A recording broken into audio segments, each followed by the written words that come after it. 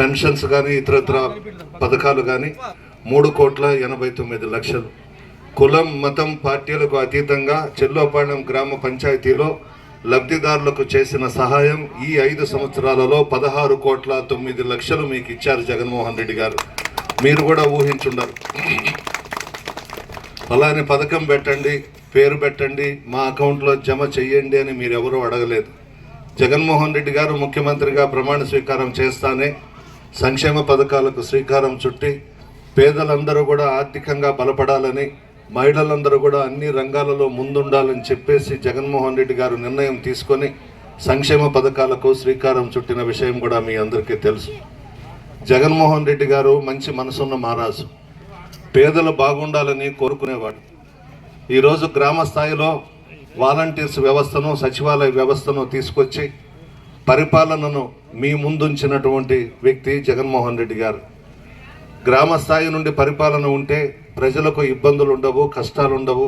Volunteers, సచివాలయ సిబ్బంది అందుబాటులో ఉంటారు కాబట్టి అన్ని సమస్యల మీద స్పందిస్తారని చెప్పేసి ఈ కార్యక్రమానికి శ్రీకారం చుట్టిన వ్యక్తి జగన్మోహన్ రెడ్డి గారు. వాలంటీర్స్ వ్యవస్థను తీసుకొచ్చి ప్రభుత్వం ఇచ్చే పథకాలన్నీ కూడా మీకు అందుతున్నాయా లేదా అని చెప్పి అందరూ కూడా పసిబిడ్డలు వాలంటీర్స్ నిత్యం మీ మధ్య ఉంటూ మీ కష్ట సుఖాల్లో భాగస్వాములై మొదలైన విషయం మీ అందరికీ తెలుసు. ఈ ఎన్నికల కురుక్షేత్రంలో పేదలకు ధనవంతులకు మధ్య పోటీ జరగబోతా ఉంది. పేదలందరూ కూడా జగన్మోహన్ రెడ్డి గారికి అండగా ఉన్నారు. ధనవంతులందరూ చంద్రబాబు, పవన్ కళ్యాణ్ వైపు ఉన్నారు. పేదల కోసం నిత్యం తపన పడే వ్యక్తి జగన్మోహన్ రెడ్డి గారు.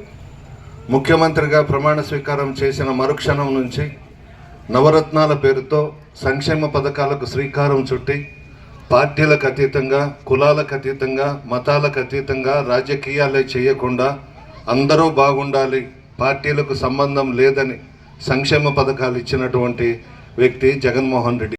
లబ్ధిదారులకు సంక్షేమ పథకాల ద్వారా ప్రత్యేక